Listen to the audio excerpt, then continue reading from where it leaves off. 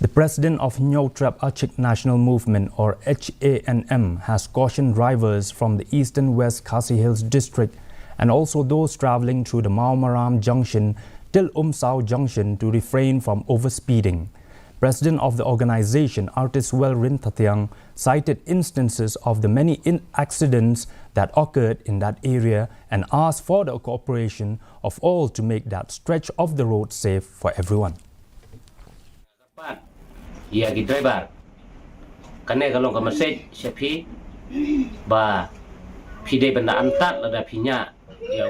hak kasurok na kamata ba piyaj piyeng kapan kong ka idon kam kate ke surok ka bayat mamaram sadu salum saw ba nang te ba ki kalerit ki klihe ki bayat hakate ka thain kamtam ba sngub ha ba pidei ban dayat